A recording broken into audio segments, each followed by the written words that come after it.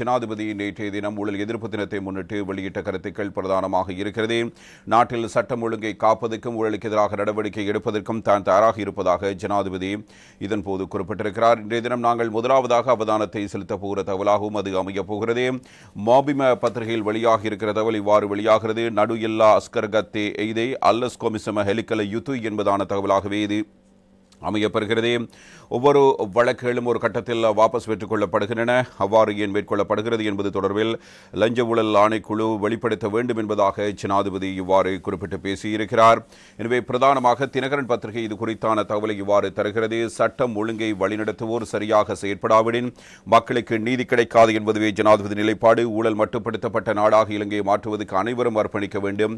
சர்வதேச ஊழல் எதிர்ப்பு தின நிகழ்வில் ஜனாதிபதியினுடைய கருத்து என்பதாக இன்றைய தினம் தினகரன் பத்திரிகையிலும் இது தொடர்பான பிரதான தலைப்புச் செய்தி இவ்வாறு தரப்பட்டிருக்கிறது.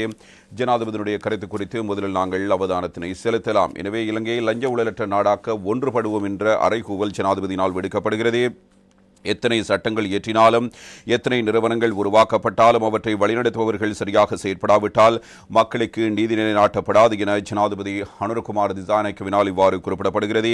மக்களால் ஸ்தாபிக்கப்பட்டுள்ள அதிகாரத்தை பயன்படுத்தி மக்களுக்கு நீதி வழங்கப்படாவிட்டால் அந்த அதிகாரம் பயனற்றதாகிவிடும் எனவும் ஜனாதிபதியினால் சுட்டிக்காட்டப்பட்டிருக்கிறது.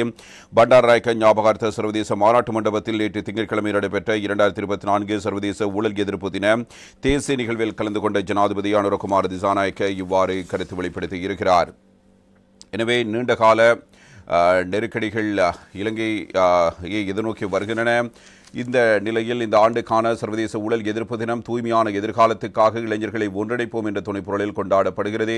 இலங்கையில் லஞ்சம் மற்றும் ஊழலை தடுப்பதற்கு போதுமான சட்டங்களும் நிறுவனங்களும் இருந்தபோதும் லஞ்சம் மற்றும் ஊழலை தடுப்பதற்கு இந்த சட்டம் பயன்படுத்தப்பட்டுள்ளதா என்பதை தமது மனச்சாட்சியிடம் கேட்க வேண்டும் என்றும் ஊழல் மற்றும் லஞ்சம் என்பன சமூக அவலமாக மாறியிருப்பதாக ஜனாதிபதி கூறியிருக்கிறார். 2013 சர்வதேச சுட்டனில் 79வது இடத்தில் இருந்த இலங்கை 2023 ஆண்டளவில் 115வது இடத்தை பிடித்திருக்கிறது. எனவே சர்வதேச ஊழல் எதிர்ப்பு தினம் ஏன் கொண்டாடப்படுகிறது? வருடா வருடம் ஊழல் மோசடிகள் அதிகரித்து வருவதாகவும் அடுத்த வருடம் அதனை குறைக்க முடியாவிட்டால் சர்வதேச தின கொண்டாட்டங்களை நடத்துவதில் எவ்வித பயனும் இல்லை.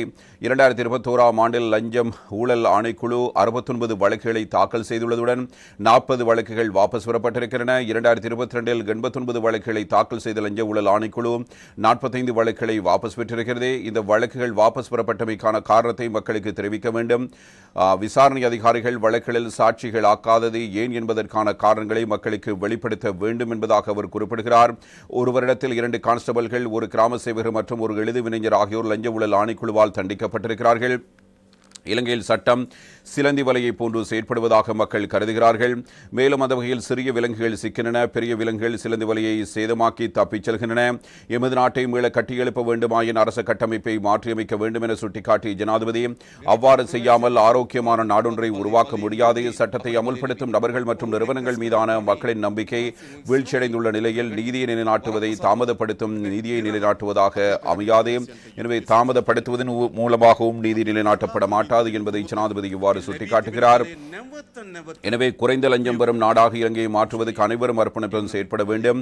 இதன் மூலம் பிரஜைகளின் எதிர்பார்ப்புகளுக்கு மதிப்பை வழங்க முடியும் என்றும் ஜனாதிபதியினால் இவ்வாறு குறிப்பிடப்பட்டிருக்கிறது. இந்த நிகழ்வில் ஜனாதிபதியின் செயலாளர் கலாநிதி நந்திக சனத் குமாநாயக்க, பிரதமரின் செயலாளர் ஜி.பி.